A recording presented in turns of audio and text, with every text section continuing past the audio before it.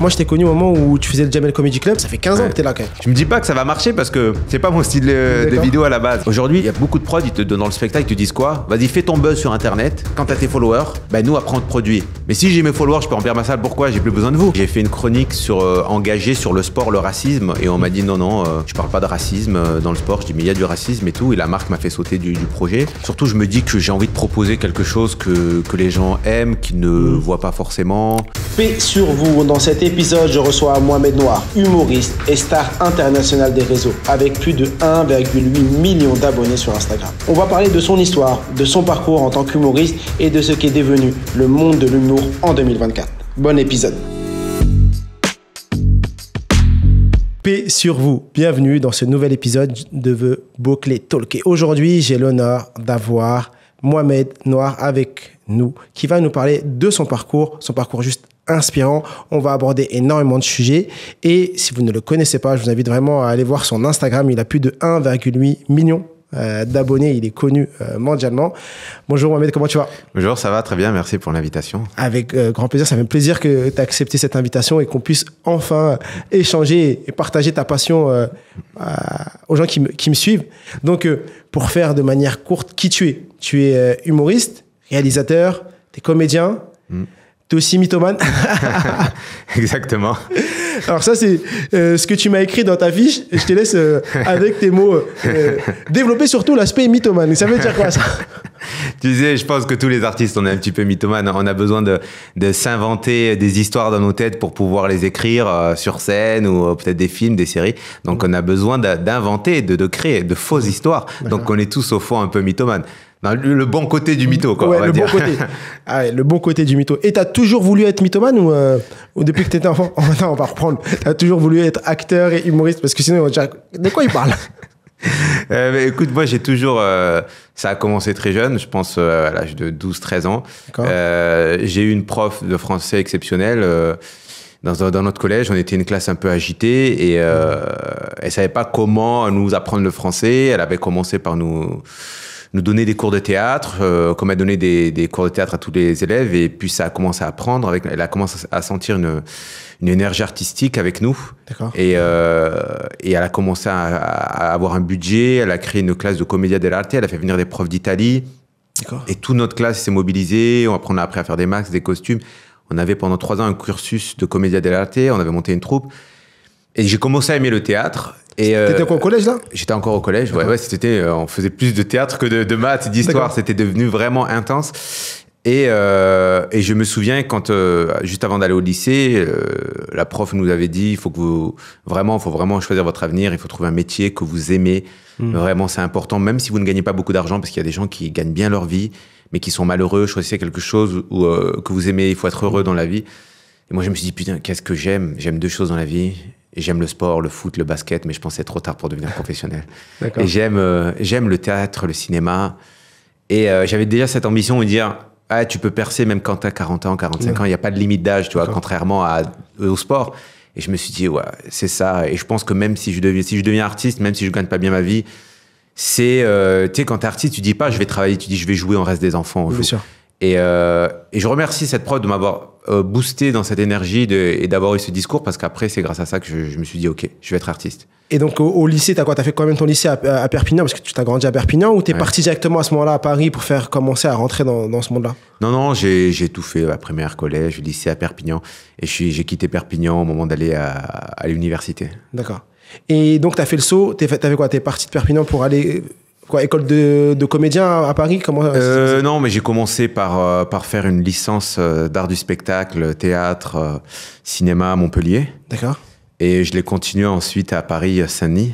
Okay. Saint-Denis, une fac, à l'époque, je sais pas encore, très très chaud. Tu prenais déjà la ligne 13 de métro, c'est hardcore. T'arrivais là-bas, c'était hardcore. Mais bon, c'était formateur, il y avait des profs très sympas.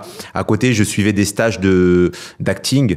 Mon but, c'était évidemment de faire une école privée de théâtre, mais j'avais pas les moyens parce que à côté, je travaillais à côté, j'avais un petit job, ça m'aidait à payer le loyer. Mes parents n'avaient pas les moyens de me payer le loyer. Et nourrir, je me disais... Là, et à côté, payer une école privée, j'avais pas les moyens. Donc je suivais des stages, je me formais à la fac. Et puis à côté, pour m'amuser, j'allais faire du stand-up dans les cafés-théâtres. D'accord. Aujourd'hui, on appelle ça Comedy Club. Il y a 15-16 ans, c'était café-théâtre. C'était des gens, ils venaient, ils faisaient des sketchs et le stand-up, c'était plus rare. Okay. Et donc, et puis je me suis dit, bon, si t'as pas l'argent, il existe différentes manières de se former. En allant directement sur scène, en côtoyant des comédiens, tu apprends, tu regardes. Et c'est comme ça que je suis resté dans le milieu du stand-up. Je veux revenir sur cette phrase. Quand t'as pas les moyens, il y a différents moyens d'apprendre. Cet état d'esprit-là, tu l'avais à ce moment-là. C'est-à-dire que tu t'es dit, OK, j'ai pas l'argent, j'ai une vision, j'ai un rêve. J'ai quitté ma ville natale pour devenir comédien. Je vais trouver par tous les moyens une solution. Ou quelqu'un t'avait dit, vas-y, quelqu'un t'a montré le chemin ou tu l'avais en toi? Non, je l'ai cherché, je l'ai trouvé moi-même. On m'a pas expliqué. Aujourd'hui, je pense que c'est un peu plus facile parce que tu as des podcasts, tu regardes des spectacles sur Netflix, tu peux envoyer même des messages directement à des metteurs en scène sur Instagram, ils te répondent. On n'avait pas tout ça, donc tu dois réfléchir par toi-même et décider. Et je me suis dit, tu sais, quand tu es artiste et comédien, tu te formes toute ta vie. Tu fais pas une école de théâtre de 3 ans, c'est terminé, tu es le meilleur. Tu te formes, je continue à me former, je vais continuer à me former et tu progresses petit à petit. Et donc, je me suis dit, je préfère progresser toute ma vie que plutôt lâcher je sais pas combien d'argent pour une formation de 2 ans et après rien faire. Et donc je me suis dit je vais apprendre, je vais côtoyer des comédiens, je vais suivre des stages, je vais apprendre directement sur scène et de toute façon t'as pas le choix, t'as pas l'oseille pour payer cette école privée. Et c'est comme ça que je me suis dit je sais pas si c'est le bon chemin, de toute façon j'ai pas le choix. J'y vais quoi. Et à cette époque tes parents ils l'ont pris comment quand tu leur as dit je sais pas moi, tu leur as dit je vais à Paris pour devenir humoriste. Comment ton père l'a pris? Non, je l'ai pas dit comme ça. Ah d'accord. Non, j'ai pas dit. Mon père, je pense que mes parents, surtout mon père, ils pensaient que je faisais des études de médecine. D'accord. Ouais. Tu as dit je vais à Paris. Tu as dit déjà à le dire Saint-Denis, t'as dit Paris 13. Déjà, c'est ça. Non, mais en fait j'ai dit Paris. Tu vois, tu dis pas. Ils connaissent même pas Saint-Denis, etc. C'est que tu sais, mes parents. Ils ont la mentalité, tu es old school, ils sont venus ici, ils ont galéré, ils voulaient... l'idéal pour eux, c'était de trouver un boulot, CDI, en costume, près d'un chauffage et la sécurité. Et donc, le milieu artistique, c'était pas forcément un milieu où il y avait une sécurité. Et on le sait très bien quand tu es intermittent du spectacle. Et donc, ça fait peur. Quel que soit le milieu social, tu annonces que tu vas être comédien, artiste, et c'était compliqué. Et je savais très bien, et je voulais pas les décevoir. Et donc, je me suis dit, je leur dirai quand ça commencera un petit peu à payer. Et donc, je leur disais pas. Voilà, là, le côté mythomane ressortait. T'étais étudiant. Ça va les études, oui, papa. Voilà, très large, voilà. Très large, ça restait large. D'accord. Et puis après, petit à petit, ils commençaient à voir, ils me voient, ils entendent parler de voisins, j'ai vu ton fils sur scène, il a fait une petite émission de télé, et tout. Et donc, au début, ils se disent, ouais, d'accord, ok, tu fais ça, mais c'est une passion. C'est une passion à côté des études. Il fait ça le soir et le week-end. C'est ça. Et après, quand j'ai commencé à vivre, à devenir intermittent du spectacle, c'est là où j'ai dit, ok, en fait, je vis de ça. Et là, ils l'ont pris comment? En fait, tu sais, moi, j'ai toujours eu peur parce que même quand j'avais 13 ans, 12 ans, je faisais des études de théâtre, tu vois. Je faisais du théâtre et je le disais pas, hein, même à des potes du quartier, etc. Je disais, je disais, ouais, je vais au foot, je joue au basket. Je disais, je vais au basket, je prenais mon ballon, mais en fait, j'allais faire du théâtre, tu vois. Tu me fais penser à moi, mais vas-y, on en parle après. J'ai vécu ça pendant 2 ans. Ah ouais? Oui, parce qu'au quartier, tu leur dis, je fais du théâtre, ils vont, mais t'es ça, de faire Molière. Tu vois, on dit, arrête de faire Molière, alors qu'ils font alors que rien du, c'est faux, mais c'est le raccourci, en plus, comme il le dit. Moi, je l'ai vécu très tard, je l'ai vécu à 25 ans. Parce que moi, difficulté à prendre la parole en public, je suis pas du tout à l'aise. Et pendant toute ma vie, je me suis dit, le théâtre, je suis sûr que ça va m'aider. Ouais, d'accord. Et donc, je suis parti m'inscrire à un conservatoire municipal dans ma ville. Et 2 années de suite, je me dis, je m'inscris, j'y vais pas. Et à un moment, à 25 ans, je me suis dit, il va falloir y aller. Et donc, je me suis inscrit, j'ai fait 2 ans de théâtre 1 fois par semaine. C'était un petit conservatoire.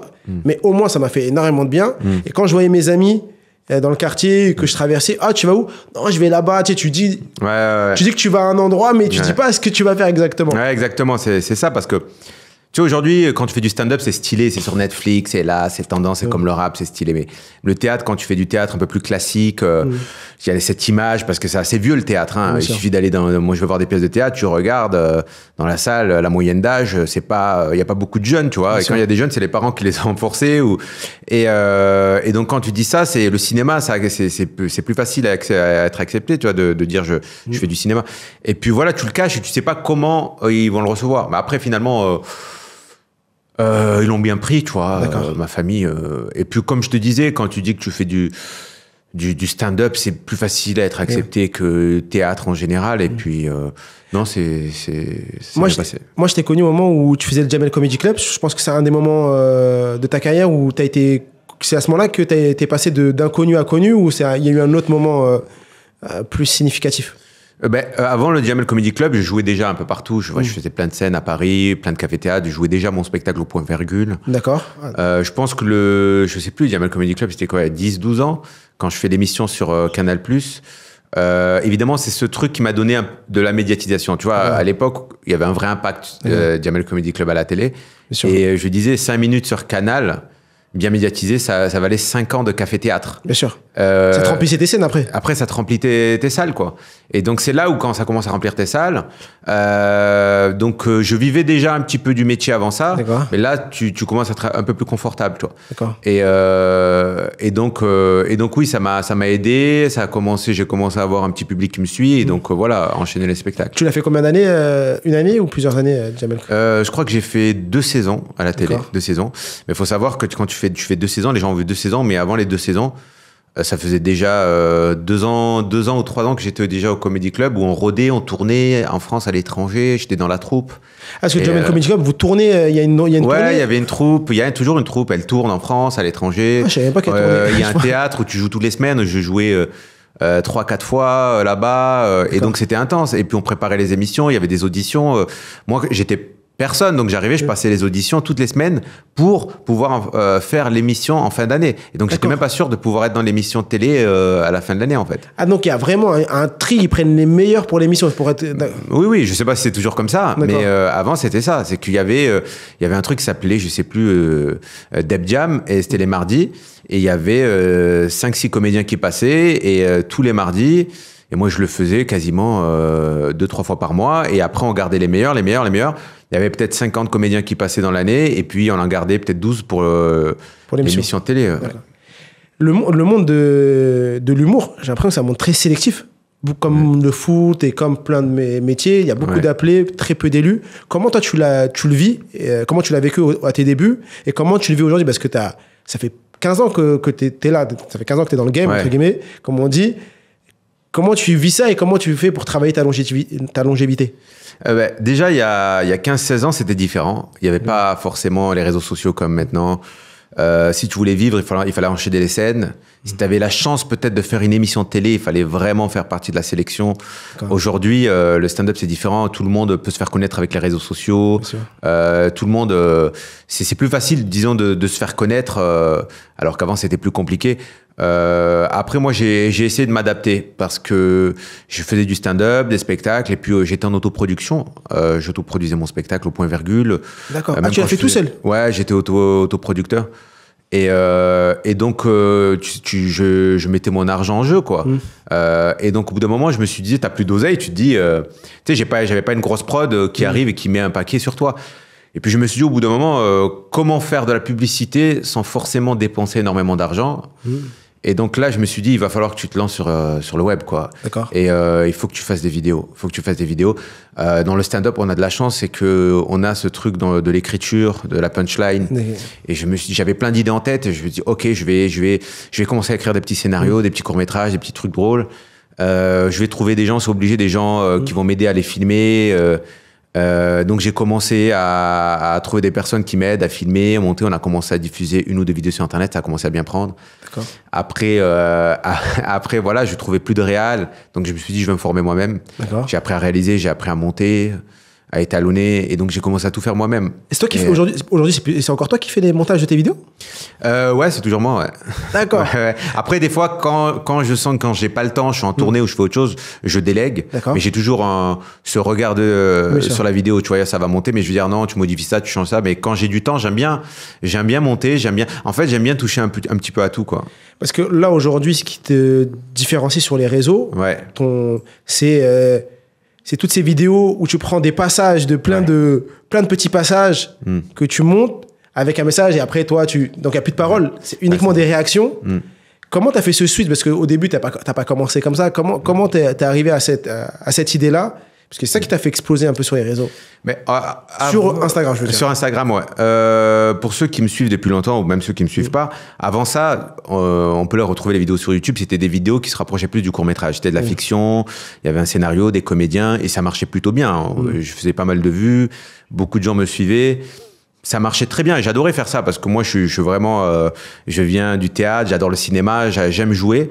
Et ça marchait bien, très bien. Hein. Et puis, on était dans du format court-métrage. Et à un moment donné, il y a eu un switch avec Instagram qui commence à faire des vidéos réelles, TikTok qui arrive, et les gens ne regardaient plus des vidéos de 5-6 minutes. Ouais, sur YouTube, ouais, mais sur les réseaux, ils voulaient quelque chose de plus court, plus simple, moins forcément produit. Et j'ai senti que mes vidéos, elles plaisaient, mais elles faisaient moins de vues qu'avant, il y avait moins d'impact.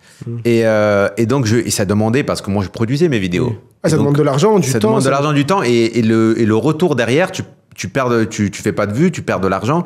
Et je me suis dit, OK, il faut que je me renouvelle. Comme à l'époque, je faisais du stand-up, j'ai commencé à faire des vidéos. Il faut constamment se renouveler et s'adapter à...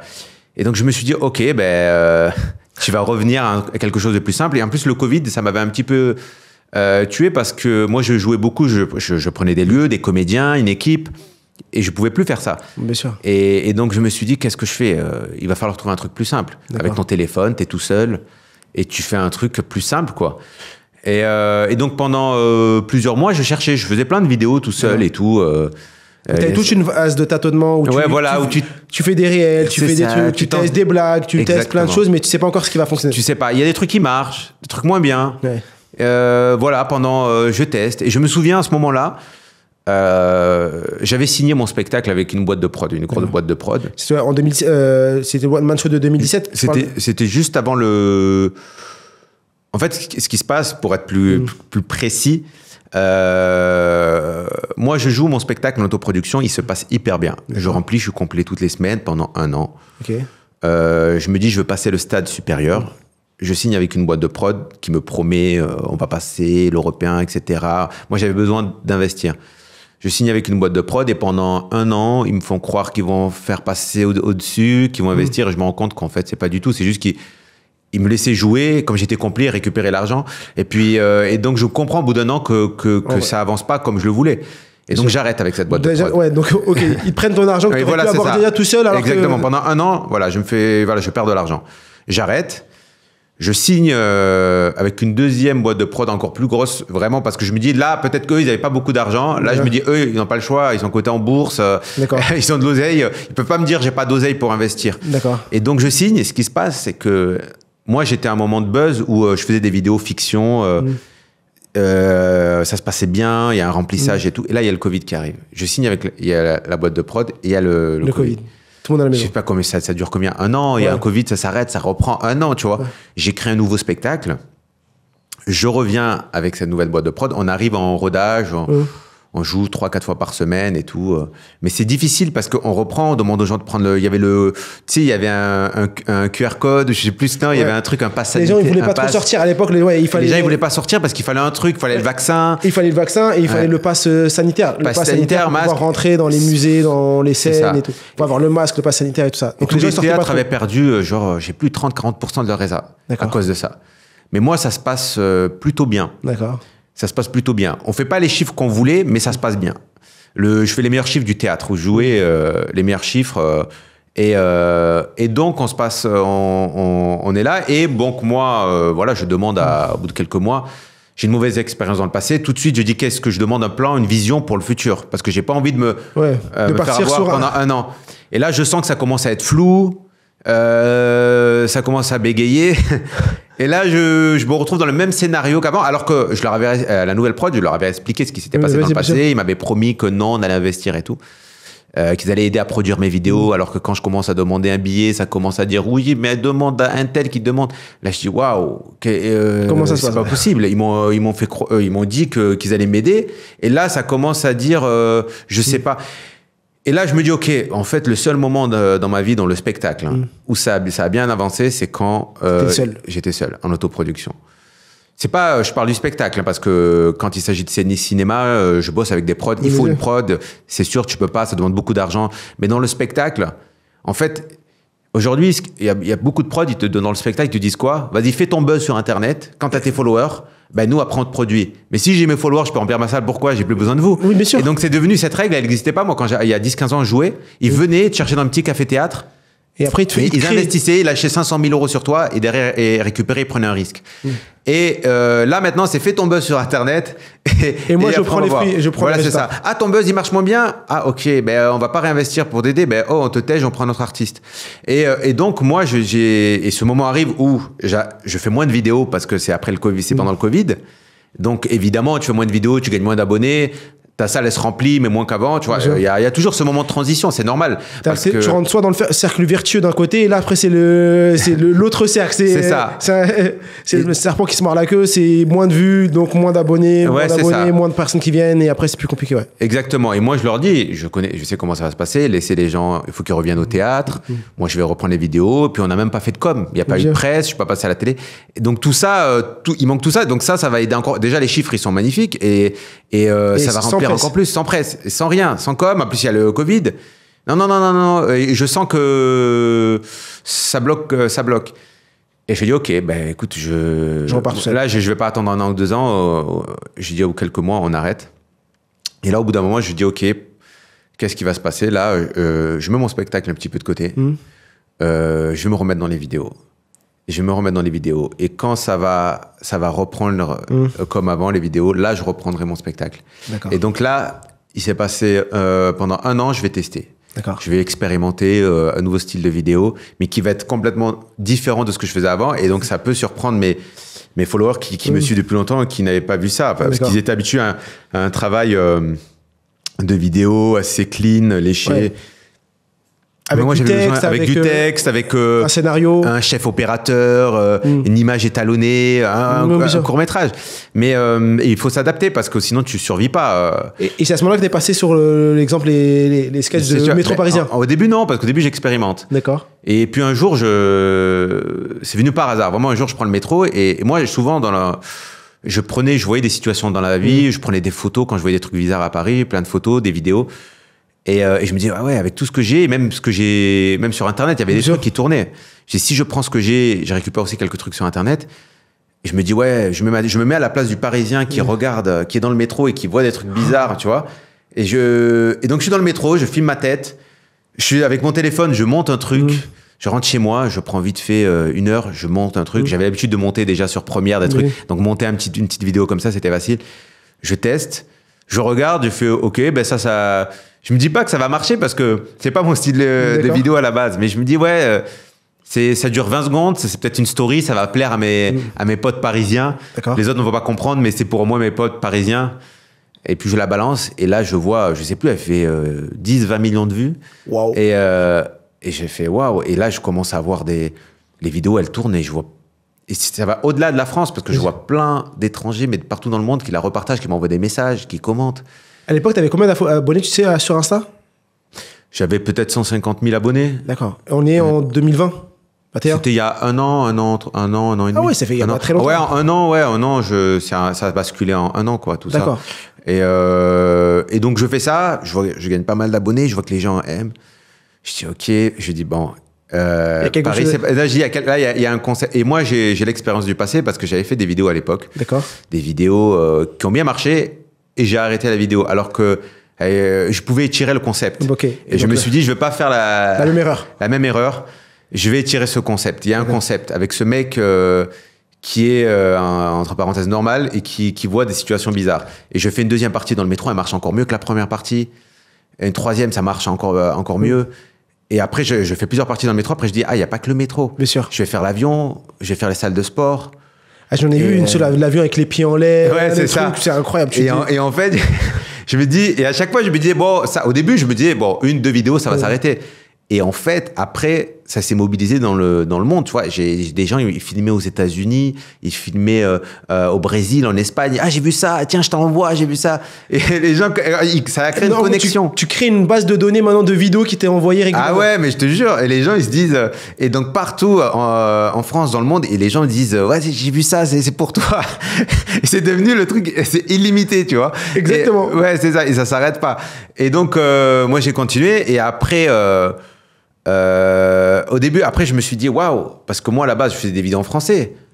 Et là, je commence à voir des Américains, et mes followers changent. Et des commentaires en anglais. Et je me dis, ouais, mais quand je vais reprendre mes vidéos en français, ils vont partir, ces followers. Et donc, c'est comme ça que j'ai continué dans ce style de vidéo un peu visuel. Parce que j'avais des gens du monde entier qui m'envoyaient des messages, j'adore tes vidéos, continue. Et je me suis dit, il y a un truc, il y a un truc à faire. Et il y a eu un impact sur tes salles parce que t'as joué en octobre, novembre, décembre, vers Nice et autres. Ouais, non, mais j'ai fait quelques dates. Ouais, franchement, ça a bien rempli. Après, c'était, j'ai fait très peu de dates, quoi. D'accord. Parce que j'étais sur d'autres projets. Mais c'est bien, évidemment, le buzz apporte le buzz, attire le buzz. Et donc, ça m'a aidé. Après, évidemment, moi, surtout, ce qui m'a impressionné, c'est d'être en France, tu vois, et avoir un public, des Américains, des Brésiliens. Moi, j'ai ressenti cet impact quand je suis allé l'été dernier. Je suis passé en Grèce, je suis allé en Espagne, et là, tu vois, t'as des Grecs, des Italiens, des Espagnols qui t'arrêtent. Ah, Monsieur Noir, j'adore tes vidéos et tout. Ah ouais, carrément, tu te fais reconnaître à l'étranger. Ah ouais, de ouf. Et moi, ça m'a surpris, tu vois, parce qu'en France, ça m'arrivait, tu vois, parce que j'avais fait des émissions de télé. Mais à l'étranger, j'étais surpris parce qu'en fait, tu t'en rends pas compte, t'es là à Paris et tout. Et puis, qui se souviennent de moi, qui se souviennent de mon nom, de mes vidéos. Je marche à Barcelone, il y a un couple qui arrive, on est du Texas et tout, on adore tes vidéos. Et j'ai dit, ah ouais, c'est fou.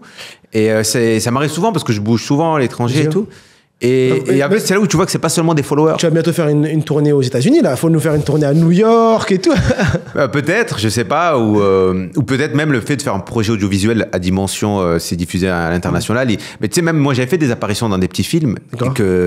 Et eux qui sont sur Netflix, tu vois, et après ils me disaient, ah putain, je t'ai reconnu dans ce film, alors qu'à l'époque ça passait inaperçu. Bien sûr.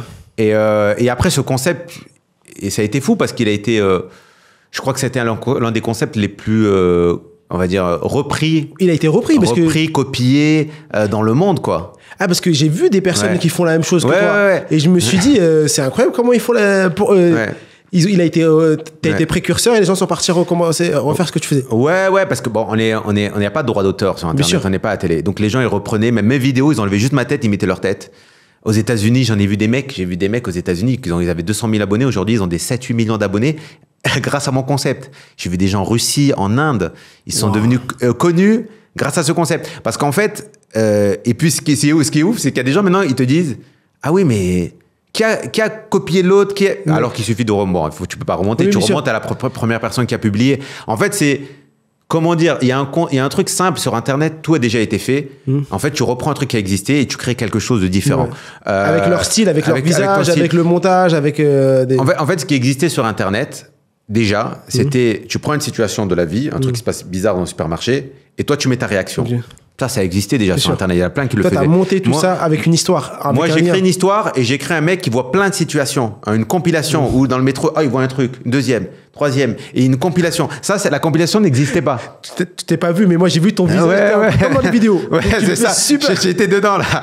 Et en fait, cette compilation, ça n'existait pas. Et quand je l'ai créé, après, ça a été repris partout dans le monde. Et c'est fou. C'est fou le concept de se dire je tâtonne jusqu'à trouver la bonne idée, et une fois que tu as la bonne idée, t'as mis l'accélérateur sur la bonne idée, et en mettant l'accélérateur sur la bonne idée, ça t'a permis de percer sur cette thématique des réseaux sociaux. Ça va nous permettre d'arriver sur la deuxième partie, mais avant, j'ai demandé d'apporter un objet. Est-ce que tu peux nous dire quel est l'objet que tu as apporté et pourquoi tu l'as apporté? Alors, l'objet, il est assez simple. C'est un objet que beaucoup de personnes possèdent. C'est un téléphone. Yes. On a le même téléphone. Ouais. La même couleur. Avec la même couleur. J'espère que c'est pas le même fond d'écran. Là, tu vas me faire flipper. J'ai apporté un téléphone parce que téléphone, c'est un objet... indispensable, et c'est un objet qui, faut le dire, qui peut être néfaste pour tout, pour la santé. Ça peut te couper du monde, ça peut t'empêcher de dormir, ça peut te causer pas mal de problèmes. C'est un objet qu'il faut savoir gérer, et on l'utilise de plus en plus. Aujourd'hui, on passe des heures, voire je crois qu'en moyenne, en France, les jeunes passent entre 5-6 heures minimum sur le téléphone. Et donc, il faut savoir le contrôler. Surtout avec le temps, il y a de plus en plus d'applications, donc tu passes de plus en plus de temps, tu travailles dessus, tu restes dessus. Ça peut être dangereux, mais à la fois aussi, si tu sais l'utiliser, ça peut te servir. D'accord. Moi, grâce à ce téléphone, c'est grâce à un téléphone comme ça, je me suis fait connaître un peu partout. Yes. Tu vends des billets de spectacle, tu crées des choses. Tu crées des connexions. On s'est connus comme ça via les réseaux. Tu crées des connexions. Tu peux créer un film grâce à un téléphone. Tu peux le monter. Donc, c'est un objet qui peut être très utile et qui peut t'aider dans ta vie.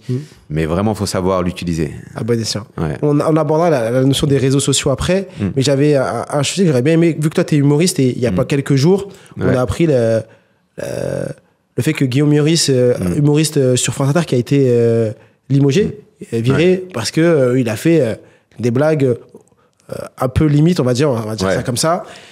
C'est pas, je veux pas forcément revenir sur cette personne-là, mais vous, en tant qu'humoriste, parce que l'humoriste, c'est un peu à l'époque, c'était le bouffon du roi. Il venait, il faisait des blagues pour il envoyait beaucoup de messages au roi et autres. Et de nos jours aussi, les humoristes sont là pour envoyer des messages. Il y a beaucoup d'humoristes engagés. Comment toi, tu vois ça en tant qu'humoriste, le fait que, est-ce que déjà dans les 10 ans d'humoriste, tu as vu une évolution où il y a des choses que tu peux moins dire qu'avant, et quand une personne comme Guillaume Meurice se fait virer, est-ce que tu te dis, là, ça fait foi pour les prochaines fois, et donc maintenant, on a peur de parler parce que nous aussi, on peut se faire virer à tout moment?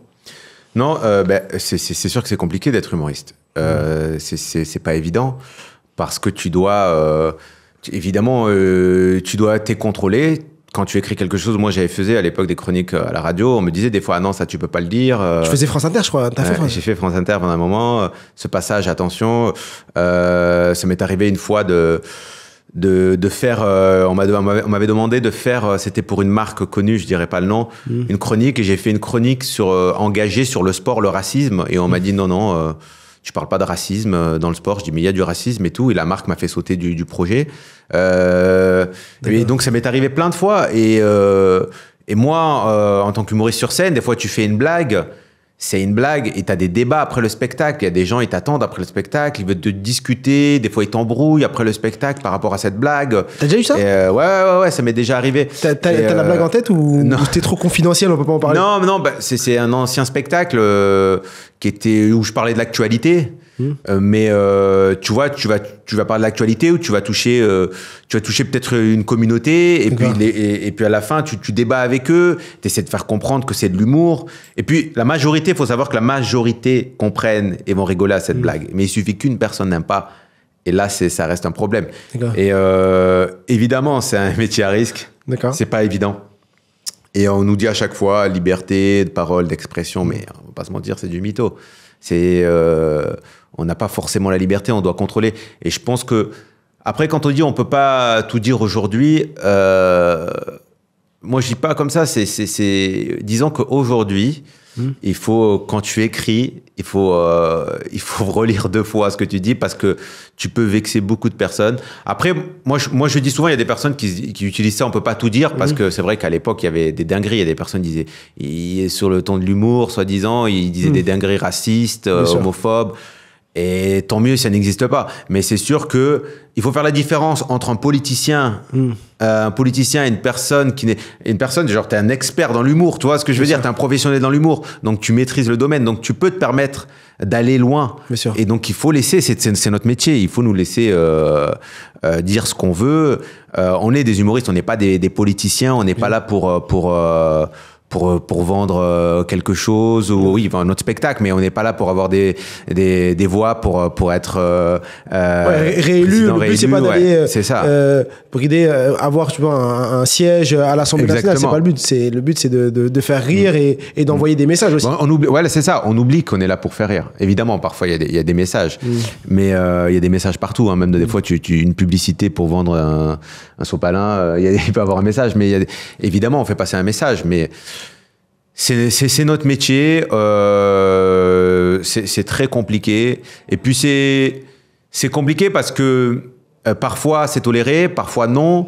On sait pas quelle blague. Parfois tu tentes une blague, tu dis ah ouais c'est osé, et elle passe et on te dit rien. Et parfois tu fais une blague, tu la montres à tout le monde, tu la fais lire à tes potes humoristes. Tu dis ça va, tu dis ouais elle est cool. Et là tu te fais tailler. L'exemple de Guillaume Meurice, la première blague qu'il avait fait, elle était passée, elle a même été reprise le lendemain, donc c'était passé comme une lettre à la poste. Et c'est après les personnes qui ont repris cette blague, qui l'ont instrumentalisé, qui en ont fait toute une histoire qui a fait qu'après, il a dû être mis à pied. C'est ça aussi, c'est les collectifs qui existent aujourd'hui qui peuvent te pousser à... Ben c'est ça, en fait, souvent ça arrive, ça je l'ai vu dans d'autres situations, c'est que sorti du contexte, une blague, ça n'a plus le même impact. Là, on est dans une émission de radio, il y a du public, tout le monde rigole. Tu fais une blague sur scène, tout le monde rigole. Tu prends la même blague, il y a une personne qui est là, dans le public, il écrit sur Twitter, sans le contexte, sans l'énergie de la blague. Sans les blagues qui étaient avant, les blagues qui arrivent après. Exactement. Ben, tout de suite, la blague peut paraître pour une blague misogyne, raciste. Il n'y a pas le contexte, en fait. Il n'y a pas la phrase derrière qui désamorce, la punchline. Et donc, c'est déjà arrivé. Et donc là, aujourd'hui, avec, tu vois, les réseaux sociaux, et tout de suite, ça monte. Il y a un buzz. Et on t'attaque sans forcément expliquer le pourquoi du comment. Et voilà, il peut avoir un effet boule de neige contre toi après. T'as déjà vécu ça, toi? Non, ça va. Non, j'ai pas vécu ce bad buzz. Non, j'ai pas vécu ça. Mais j'ai reçu des messages, des commentaires parce que j'ai fait pas mal de vidéos engagées. Hein. C'est des gens qui remontent dans mon YouTube, ils verront que j'ai fait des vidéos engagées et t'as pas mal de personnes qui étaient vénères. D'accord. Tu vois, ils ne voyaient pas, ils voient pas le message derrière, ils voient tout de suite, ils prennent le truc au premier degré, ils voient pas l'humour, ils voient pas, et le message pour eux ne passe pas, et tout de suite ils t'attaquent. Mais après c'est marrant parce que moi j'ai l'habitude des commentaires, des attaques sur les réseaux, et il y a toujours des personnes qui te défendent aussi. Bien sûr. Et donc je laisse le débat, tu vois. Il y a toujours ceux qui sont pour et ceux qui sont contre. Exactement. Il y en a qui disent qu'il n'y a jamais de mauvaise polémique. Une polémique, ça peut toujours te servir. En chance, en tant qu'humoriste et autres, ça te fait connaître de ceux qui vont pas t'aimer et de ceux qui vont t'aimer aussi. Ouais. Après, moi, tu vois, j'accepte pas quand c'est des messages, il y a des commentaires racistes ou des insultes ou quoi. Tu vois, s'il y a une personne n'aime pas, il n'y a pas de souci. Tu vois, s'il me laisse une critique constructive, il n'y a pas de souci. Tu vois. Après, voilà, il y a un débat dans les commentaires, c'est le jeu des réseaux. Et est-ce que tu penses qu'aujourd'hui, les humoristes vont faire beaucoup plus attention, encore plus qu'avant, parce qu'à tout moment, ils peuvent se faire virer? Même si avant, on te disait déjà, fais attention. Parce que là, il y a comme une mise à pied. Après, il a carrément été viré. Après, ça dépend des humoristes. Tu vois. Après, tu vois, comme je te disais, des fois, tu penses que cette blague, elle est cool, elle est light. Et en fait, à cause d'une blague comme ça, tu te fais virer. Tu sais jamais quelle blague. Tu vois. Donc, non, je pense que les humoristes vont continuer. Et puis, au final, c'est plus comme avant. Aujourd'hui, on t'invite pas à la radio. Si tu veux continuer tes sketchs, tes chroniques sur les réseaux, tu le fais. Je crois que c'est Malik Bentala, là, il est arrivé pour son nouveau spectacle. Il fait tout en je sais pas s'il est autoproduit, comment il joue. Il fait, mais sa promo, il l'a fait sur YouTube. Il y a plein d'humoristes qui aujourd'hui font leur promo uniquement grâce à YouTube et ils n'ont plus besoin de ces plateaux, de ces émissions. Parce que les réseaux, quand comme tu as dit, une communauté engagée, tu peux t'autoproduire. Oui, évidemment, c'est toujours utile de faire de la télé. On va pas dire, parce que là, on est en train de parler, dire, ah ouais, moi, m'a dit ça, moi, j'ai jamais fait. J'ai fait 2 plateaux, j'ai besoin des plateaux télé, je ne dis pas ça. Non, évidemment, non, toute promo est différente. Bien sûr. Mais évidemment, si un artiste ne veut pas faire de promo télé ou radio ou on ne l'invite pas, moi, par exemple, on m'invite très peu à la télé. Je crois que c'est quoi la dernière télé que j'ai faite? Ça doit remonter à il y a 10 ans, quoi. Ah ouais. Moi, j'ai eu beaucoup de chance. J'ai eu énormément de chance quand j'ai fait la sortie de mon livre il y a 1 an, en février. Et moi, ça m'a fait passer d'inconnu à connu, ou je sais pas si on va dire d'inconnu. Je suis toujours inconnu au bataillon, mais ça m'a fait passer j'ai une petite communauté engagée sur les réseaux à on me reconnaît dans la rue beaucoup plus facilement parce que d'un coup, avec la sortie de mon livre, j'ai fait la matinale d'RTL, j'ai fait Quotidien, j'ai fait C'est à vous, j'ai fait Europa, j'ai fait plein de plateaux et plein de radios qui font que effectivement le commun des gens qui regardent la télé, les personnes qui ne sont pas forcément ma cible initiale, qui me connaissaient pas, m'ont découvert comme ça. Après, sont retombés sur moi sur les réseaux. Et ça, c'est vraiment une grosse force. Parce qu'il y a un vrai poids. Et aujourd'hui, quand tu as un message important à porter, comme moi, le mien, l'apprentissage pour tous, démocratiser la réussite, eh bien, avoir ces canaux de diffusion, c'est super important, c'est fondamental parce que sinon tu peux pas toucher et partager vraiment le message que tu as envie de partager. Bien sûr.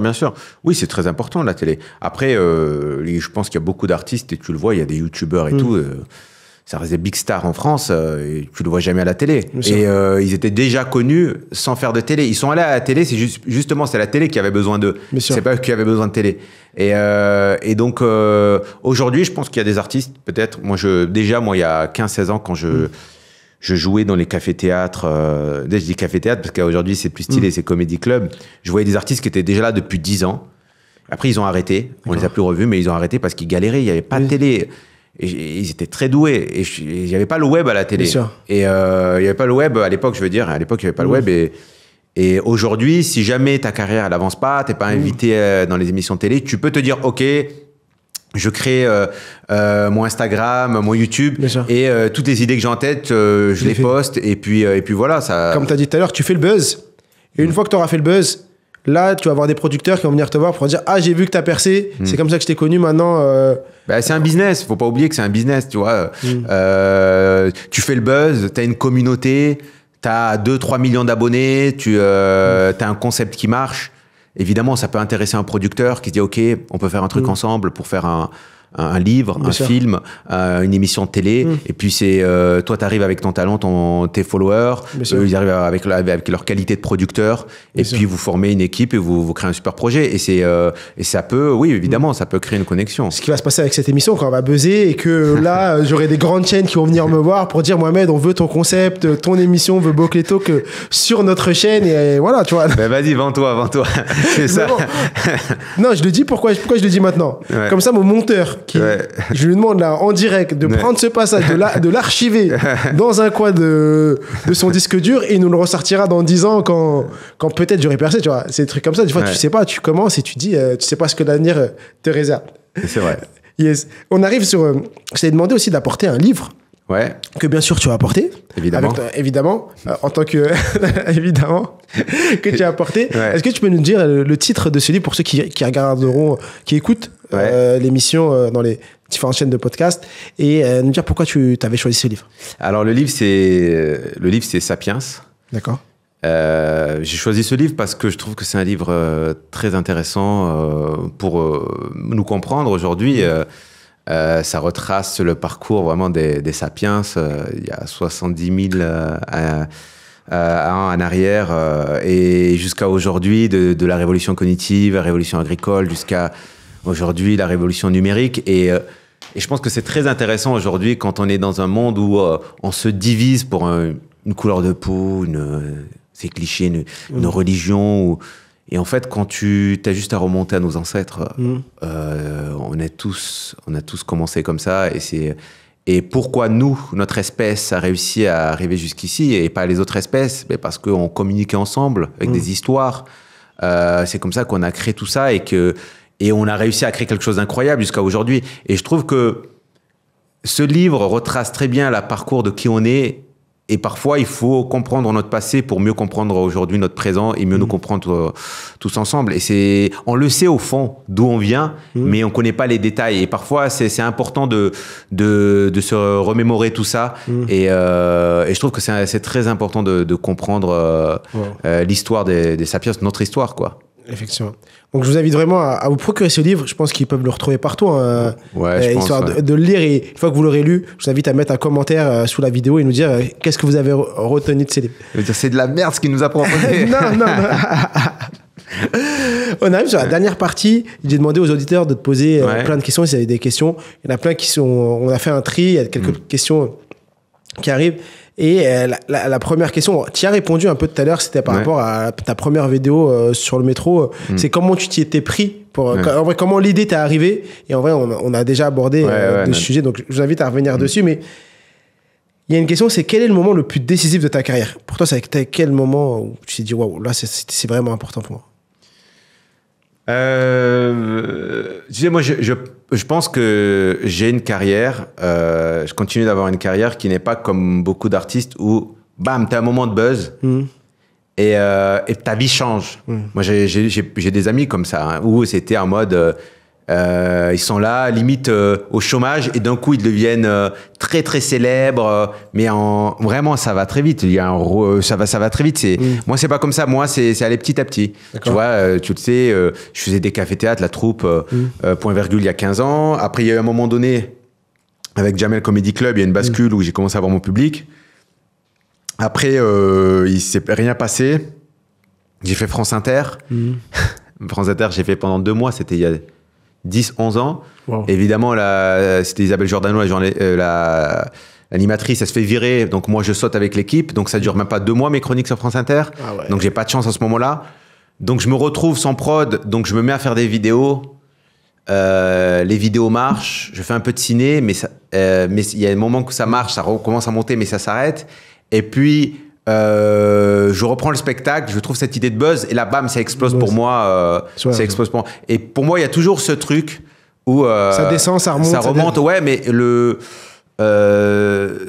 disons, ça redescend pas énormément. Ça monte petit à petit. Et donc, j'ai ce parcours où j'évolue petit à petit et ça va doucement et en même temps, ça me forme et j'apprends. Et comment tu arrives à tenir sur le long terme? Parce qu'aujourd'hui, c'est une course de fond, c'est un marathon. Ouais. Et est-ce que là, t'es pas des fois, tu sais, on dit dans le marathon, au 30e kilomètre, t'as le mur, t'en peux plus, tu veux abandonner. Et après, est-ce que toi, t'as vécu ça? Et comment tu le vis et tu fais pour tenir? Parce que ça fait 15 ans que t'es là quand même. Il y en a pas beaucoup qui tiennent 15 ans. 15 ans, parce que je te le dis. Moi, il y a des gens qui m'ont découvert avec les vidéos de métro il y a 2 mois, il y a 1 an. Ils pensent que je suis nouveau. Et en fait, quand tu travailles, tu te renouvelles, tu es toujours nouveau pour une personne. Et peut-être dans 5 ans, je serai nouveau dans la tête d'une nouvelle personne. Et pour moi, tu vois, il faut savoir se renouveler pour découvrir un nouveau public, tu vois. Moi, un Espagnol ou un Brésilien qui découvre mes vidéos, je suis un nouveau pour lui. Bien sûr. Et donc, moi, j'ai compris quand j'ai commencé que c'était une course de fond. Et je l'ai vu avec beaucoup d'artistes, j'ai observé beaucoup autour de moi.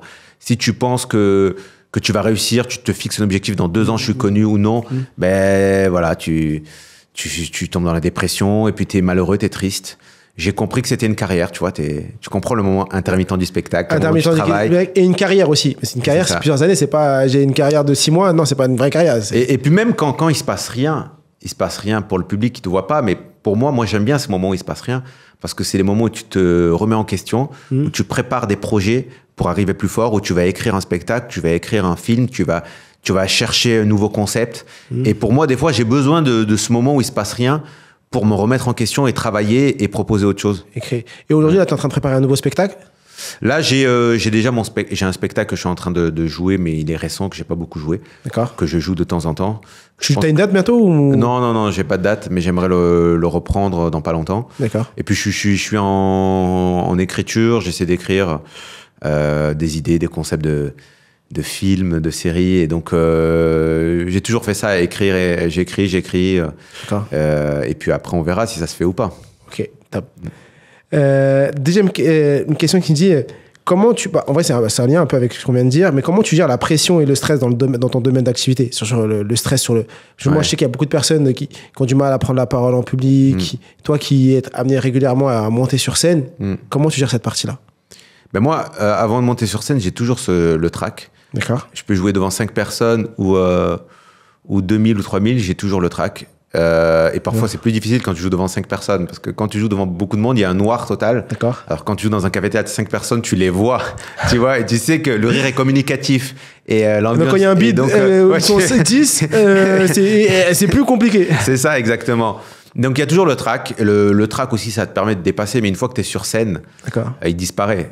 Évidemment, il disparaît. Et puis parfois, c'est ça aussi. C'est parce que, tu vois, quand tu es humoriste, c'est ça aussi qui te donne ce trac, ce stress. C'est le public qui est différent à chaque fois. Tu peux faire un sketch, le jouer 100 fois, il fonctionne. Et puis une fois, tu le joues alors qu'il est rodé. Et puis un jour, tu arrives à l'aise et il marche pas. Et tu sais pas pourquoi. Tu l'as vécu ça? Ouais, je l'ai vécu plein de fois, ça.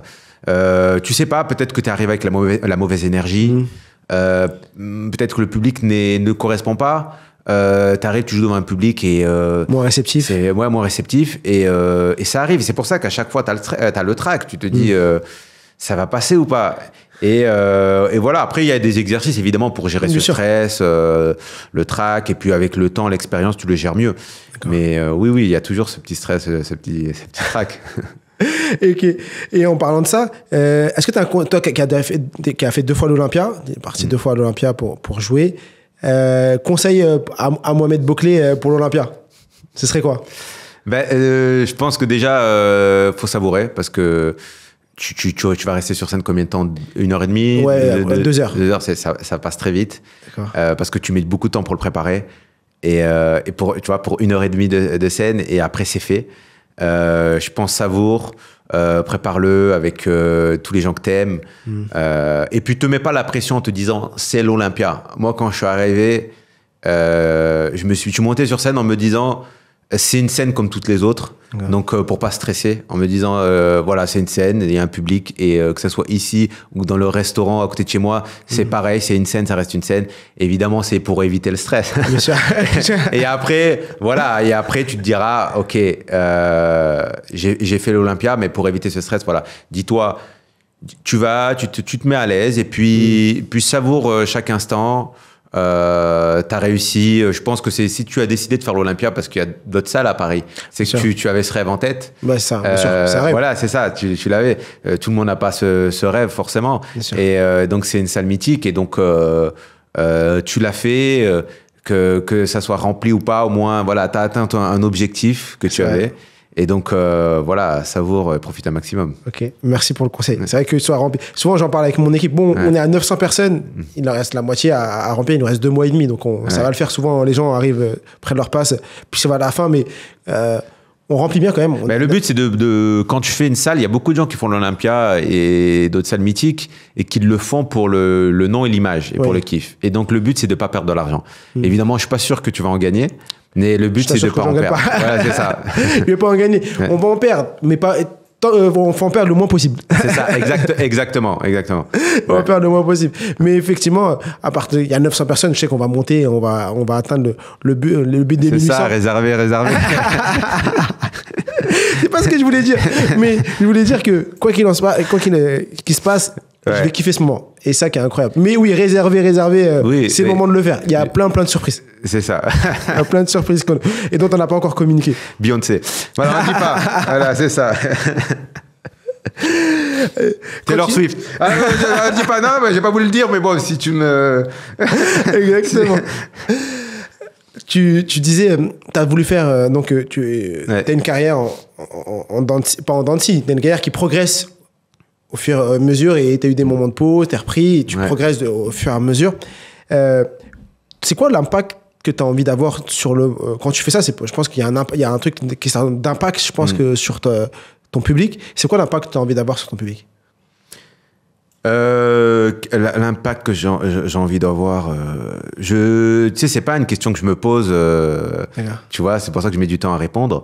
Évidemment, moi, quand je fais ça, j'ai envie, surtout, je me dis que j'ai envie de proposer quelque chose que les gens aiment, qu'ils ne voient pas forcément, qui prennent du plaisir, pas forcément, ça peut être de l'humour ou autre chose, hein, ça peut être un autre projet, pas forcément de l'humour, mais je veux qu'ils se souviennent de moi comme une personne qui a tenté des choses, qui leur a proposé, qui leur a donné des moments, c'est cliché, mais de bonheur, de kiff, et qui a tenté des choses différentes, même que c'est sûr que parfois je fais des choses qu'ils ne vont pas aimer, mais au moins j'ai expérimenté des choses. Et je pense que c'est important d'être artiste français d'origine maghrébine et montrer que tu peux tenter des choses, partir de loin, venir de loin, et quand même proposer quelque chose avec des projets artistiques différents, avec forcément avec une bonne image, et puis essayer de faire évoluer la communauté. Et je sais que c'est pas évident. Moi, je te parle de ça maintenant, ça évolue un petit peu, mais je te parle de ça il y a 15 ans. On sait très bien que c'est pas évident dans le milieu artistique. Pour toi, c'est une force ou ça a été un frein d'être d'origine maghrébine et qui a grandi en quartier à Perpignan? Est-ce que cette classe sociale d'où tu viens, est-ce que pour toi, ça a été un gros frein dans ta carrière? Non, mais en fait, moi, je m'en sers. Je me sers. Quand j'ai commencé, je me dis, ça va être une galère. T'es pauvre, tu viens d'un quartier populaire, t'es maghrébin.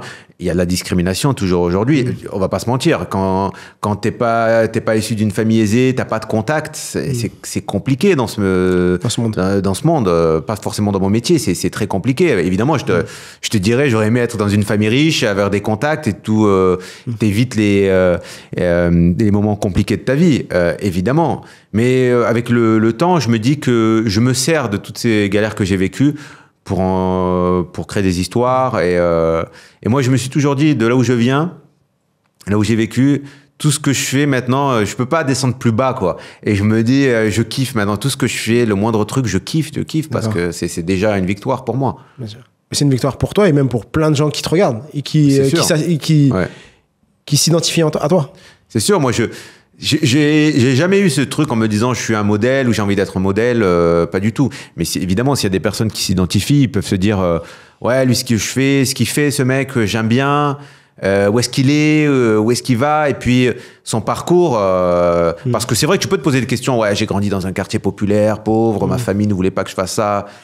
Ça va être dur pour moi, mais voilà, tu prends des exemples. Non, tu te bats, évidemment, il va falloir que tu te battes beaucoup plus, mais c'est possible, c'est possible. Et il y a de la place pour tout le monde à partir du moment où tu bosses, tu travailles dur et tu proposes quelque chose de différent, il y a de la place. Faut pas se dire, parce que souvent, moi, il y a déjà, quand je suis arrivé à Paris à 16 ans, dès que je voulais arriver à Paris, il y en avait plein à Perpignan qui me disaient, non, mais à Paris, il y a plein de comédiens. Il y a plein. Ils n'ont pas réussi, donc toi, tu réussiras pas. Mais à plein, pourquoi tu vas y aller? Et aujourd'hui, il y en a, ils vont dire, ouais, mais des comédiens, des humoristes, il y en a plein sur les réseaux sociaux. Pourquoi toi? Ben, parce que moi, je vais travailler dur. Je vais regarder ce qui se fait. Je vais proposer quelque chose de différent. Même si je propose la même chose en mieux, mais avec mon style. Tu sais, aujourd'hui, tu donnes la même histoire à 10 personnes. La même histoire, et racontez-la. Chacun va la raconter différemment. Et donc, il y a de la place pour beaucoup de personnes à partir du moment où tu travailles dur et tu y crois. Et puis, n'oublie pas, faut du temps, en fait. Faut du temps et on l'oublie, ça, avec les réseaux sociaux. Faut aller vite. Ce que tu disais tout à l'heure, c'est incroyable. Tu dis, ça fait 15 ans que je fais ça. Pour certains, j'existe depuis 6 mois, 1 an, depuis mes nouvelles vidéos. Bah ouais, moi, je te connais quand j'avais 20 ans. J'avais 22, 23. Donc, à tes débuts, je voyais... t'avais pas cette coupe à l'époque. T'avais le petit et la petite coupe. Dégradé rebeu, à blanc qui remonte. Non, mais ça, on peut en parler, ça aussi. Ouais. Parce que c'est... Moi, tu sais quoi? J'ai découvert que j'avais des boucles à l'âge de 30 ans. Ah, un jour, tu t'as pas coupé tes cheveux, tu te dis, ah, j'ai des boucles. Non, mais le truc, c'est que moi, je me coupais les cheveux très courts parce qu'en fait, quand t'as des boucles, dès que ça pousse un peu, c'est pas des boucles, ça commence à bouger, mais tu sais plus comment les contrôler. Et donc, t'arrives, en plus, tu vis aujourd'hui, c'est plus facile à accepter, il y a des produits partout. Je te parle d'il y a 20 ans, il n'y a pas de produit pour gérer. Il n'y a pas de publicité, il n'y a que des publicités avec des blancs, cheveux lisses.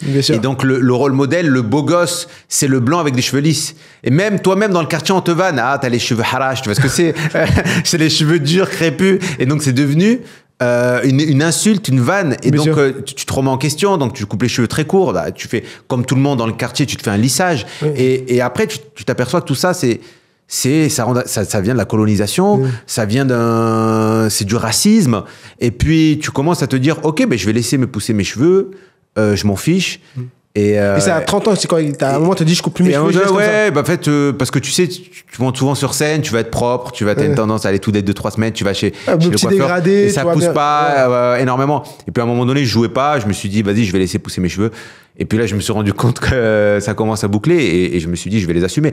Et d'ailleurs, quand j'ai eu cette transition sur les réseaux, il y a des gens qui pensaient que j'avais une perruque ou j'avais fait une permanente. Et il y en a d'autres et ce qui est fou, c'est qu'il y en a beaucoup qui ont commencé à m'attaquer. C'est quoi ces cheveux de mouton, de nana? Et des gens qui eux-mêmes ont ces racines, ces cheveux, parce qu'en fait, inconsciemment, on les a habitués en leur disant que les cheveux de blanc, lisses, dans les pubs, c'est ça qui est beau.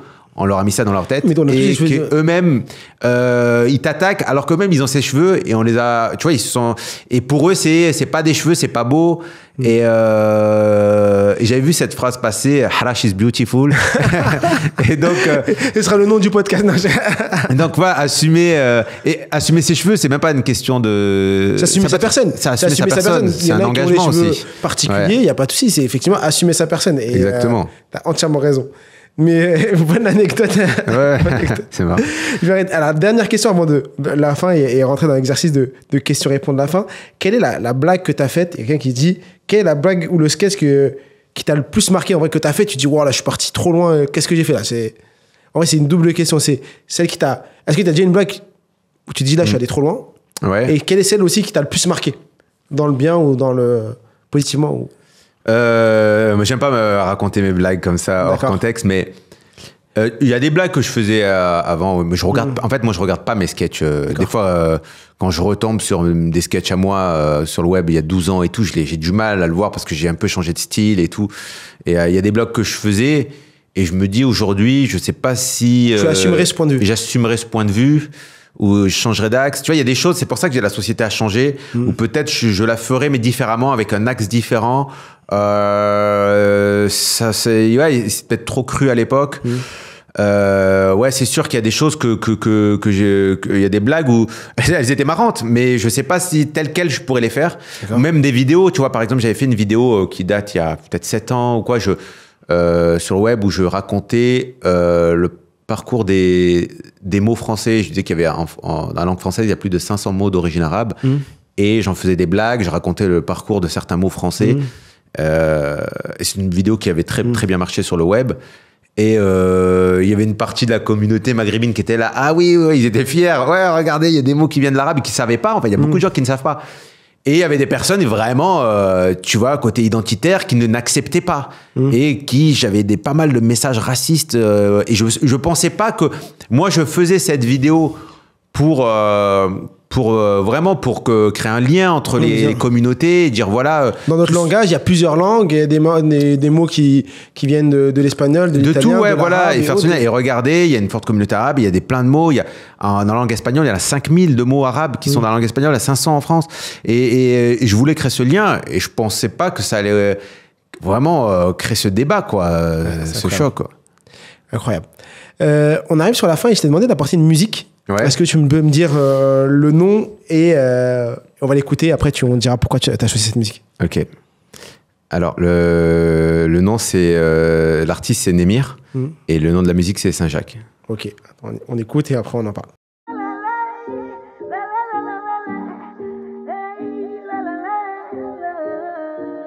Aïe, aïe, aïe. Et dans le coin, passe chez moi, amigo. Tu verras, ça ressemble à rien d'autre. Y'a pas de Valérie d'Amido ici. En bas, les murs s'occupent de la déco. Arrête-toi 5 minutes, viens boire l'apéro. Un verre puis 2 verres. Aïe, aïe, aïe, aïe, aïe. Aïe, aïe, aïe, aïe. Dis-moi pourquoi cette musique? Alors, j'ai choisi cette musique parce que Némir, on a grandi ensemble. C'est un ami d'enfance dans mon quartier Saint-Jacques. Justement, c'est le nom du morceau. D'accord. Et vraiment, ça me rappelle des souvenirs. Et puis, j'ai vu Némir, je l'ai vu galérer, travailler dur pour devenir rappeur. Et quand je vois que ça commence à percer et tout, lui, il est là depuis très longtemps. Moi, déjà, quand j'étais enfant, je le regardais rapper. Et c'était... et le voir et parler du quartier, ce quartier qui est assez exceptionnel. C'est un quartier, c'est le plus grand quartier gitan sédentaire d'Europe. C'est l'un des plus pauvres d'Europe. Wow. Et les gens ne le connaissent pas alors que c'est en France. C'est une communauté gitane catalane. C'est pas faut savoir, c'est pas des manouches, parce que souvent les gens confondent les gitans, les manouches, les ziganes, qui bougent en caravane. Eux, ils sont sédentaires, ils vivent dans un quartier, ça ressemble un peu comme les favelas brésiliennes. Ils sont là depuis plus d'un siècle. D'accord. Et moi, je faisais partie des rares familles arabes entourées de 10 000 gitans. Wow. Et donc, j'ai vécu des moments incroyables. Némir aussi vivait là-bas. Et les gens connaissent ce quartier aussi un petit peu parce qu'ils voient Nasda sur les réseaux sociaux, qui lui aussi est du quartier et qui filme un petit peu. Et c'est un quartier que les gens ne connaissent pas. Et il se passe tellement de choses incroyables, improbables, que ça m'a inspiré, ça m'inspire toujours. J'écris encore des choses parce que ça m'inspire. Et au début, je me souviens, quand j'étais enfant, bah, évidemment, t'as peut-être honte d'habiter là-bas parce qu'il est pauvre, il n'y a rien à faire. Mais avec du recul... tu te dis que c'est un avantage. C'est un avantage et parce qu'aujourd'hui, c'est une force, ouais. Et ça m'inspire. Et quand on voit beaucoup d'artistes comme Némir ou Nasdas ou même moi, on se dit que derrière cette misère, ça nous pousse à la créativité. C'est le deuxième trap. C'est un peu comme un trap où il y a plein de personnes qui sont dans cette trap. On a la même chose, quartier Saint-Jacques. C'est ça, exactement. Yes. Top. Bravo pour ce que vous avez accompli. J'ai un petit jeu, c'est le moment du petit jeu. C'est simple, je te pose des questions courtes, tu réponds au tac au tac, très rapidement. Okay. Et ça va prendre 1 minute et après on arrive sur la fin. Quel est ton film préféré? La réponse courte, elle est difficile parce que je peux faire une version un peu plus longue. Vas-y, mais j'ai du mal à dire, par exemple, quand on me dit c'est quoi ton resto préféré, ton spectacle préféré, parce qu'en fait, moi... je mets pas tout dans la même catégorie. Tu vois, par exemple, il y a des films, il y a plusieurs films que j'aime dans la comédie, dans le drame, dans le. En fait, il y a des films que je vais aimer parce que j'aime bien l'image ou j'aime bien une prestation. Mais j'ai pas envie d'en citer plein. Je vais te dire film. En plus, en ce moment, je regarde pas beaucoup de films, mais je vais dire plutôt série. Si je dis dans les séries, Breaking Bad, dans le style, ouais, c'est vraiment mon style, ouais. Ok. Ouais. Quel est ton plus gros défaut? Tu sais, il y a des. Tu sais, j'aime bien les mythos. Quand tu leur dis c'est quoi ton défaut, ils font gentil, généreux, trop gentil, trop généreux. Tu vois, ils te donnent que des. Je suis trop curieux. Trop curieux. Bien sûr. Perfectionniste. Perfectionniste, tu vois, leur défaut. Hein. C'est leur défaut.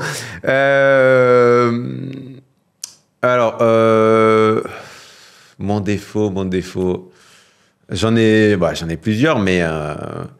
J'essaie de dire le plus cool, quoi. Parce qu'on a un podcast. Non, mais tu sais que c'est difficile c'est pour ça que je pense que c'est difficile de donner son propre défaut. C'est comme ses propres, ou dire, tu vois, c'est difficile. Il faut que d'autres personnes qui te connaissent disent tes défauts, mais peut-être que je lâche pas l'affaire, en fait. Et ça peut être relou. Ton entretien pour être. C'est un peu comme perfectionniste. Quand tu dis... non, mais je pense qu'aussi peut-être le stress, peut-être. Ouais, j'ai un peu de défaut. Ouais, peut-être stress, ouais. Ok. Quel est ton talent caché? Talent caché, je suis un basketteur de génie. J'aurais dû jouer à NBA, mais bon, personne ne le sait. C'est bien caché. Bien caché. Quelle est la personne qui t'inspire le plus? Je dirais mes parents, parce que c'est important de se dire... tu sais, quand tu dis que tes parents ont tout lâché, qui sont venus d'Algérie, ils sont venus, ils connaissaient personne, et pour fonder une famille, nous aider à nous en sortir. Tu vois, à côté, c'est rien. Essayer de se battre pour devenir artiste, tu vois, ici, alors que t'es quand même dans un confort. C'est exactement ce que je dis à mon père. Hein. Quand il me dit, non, mais tu vas pas arrêter ton salariat pour devenir formateur et tout. Je dis, mais attends, t'as tout laissé au bled pour venir ici et tu nous dis à nous, alors qu'on est en France. Et on va finir avec la dernière question. Si tu pouvais avoir un super pouvoir, ce serait lequel? Je pense que une intelligence qui dépasse, tu vois, l'IA, tu vois. D'accord. Un truc, mais l'IA de maintenant, l'IA dans 10 ans, tu vois. Un super pouvoir, un super cerveau. Ouais, mais un super cerveau, ouais. Ouais, vraiment. Un peu comme Limitless. Ouais, voilà, exactement. Je pense, c'est magnifique. Bon, suivez-moi la connaissance limitée, vous aurez le même cerveau que dans Limitless, hein, c'est le but. Hein. C'est ça, exactement. Je l'ai vu, en fait, il se drogue. C'est comme ça, non. Exactement. Merci Mohamed d'avoir consacré cette heure à nos côtés. Je suis sûr que les auditeurs vont adorer cet épisode du The Boclé Talk. Est-ce que tu as un dernier mot à partager ici? Ah oui. Ouais. Si tu avais le Mohamed de 10 ans devant toi, aujourd'hui, et que tu voulais lui donner un conseil, ce serait quoi? Le Mohamed qui a 10 ans, enfant? Mohamed enfant, tu le vois et tu lui donnes un conseil. Je lui dirais de croire en ses rêves, d'être peut-être un peu plus curieux, de pas écouter ce qu'on lui dit autour, tu vois, voilà, s'il a envie de faire du théâtre, d'aller au conservatoire, vas-y. C'est vrai que peut-être que t'as pas les moyens, tu vis dans un quartier gitan, peut-être l'un des plus pauvres d'Europe, mais il y a toujours des moyens d'apprendre. Il y a des associations où tu peux y aller même sans les moyens, tu peux aller à la bibliothèque, tu peux apprendre. Voilà, et kiffe ta vie. Je sais que c'est pas évident, c'est difficile ce que tu vis, mais dans le futur, tu vas aimer ta vie et tu seras fier de toi. Wow. Merci. Super message, et le message, je pense, pour tous les auditeurs et toutes les personnes qui vont écouter cette émission. Merci encore d'être venu, d'avoir pu partager cette heure avec nous. Bien sûr, si l'épisode vous a plu, et j'en suis sûr, partagez-le à vos proches, à vos amis, à votre famille. Faites connaître l'épisode à un maximum de personnes. Mettez-nous en commentaire de la vidéo ce que vous avez retenu, les 3 choses que vous avez retenues de cette vidéo. Et comme je le dis toujours, je suis tué, nous sommes tous illimité. L'Olympia. Réservez vos places pour l'Olympia. Exactement. Et l'Olympia. Après, je sais pas quand. Peut-être ça va être diffusé après l'Olympia, je sais pas. Non, ce sera pas. Non, il va être diffusé avant. Okay. Merci beaucoup, Mohamed. Et franchement, bravo pour ton parcours. Merci à toi. Voilà, je t'ai découvert. J'ai acheté ton livre parce que vraiment, quand j'apprécie une personne, j'essaie de soutenir la personne. Donc, acheter son livre. aller à l'Olympia. Et puis voilà, je vais venir. Ouais, il sera là. Je l'ai invité, je l'ai pas encore. Je comptais lui dire après qu'il était invité. Mais en fait, il y a une liste d'invités. Il y a Taylor Swift, Beyoncé. Voilà, moi, je suis tout il fait partie de la liste, c'est comme ça, vous pourrez le voir là-bas. Merci à toi. À très vite. À très vite. Merci.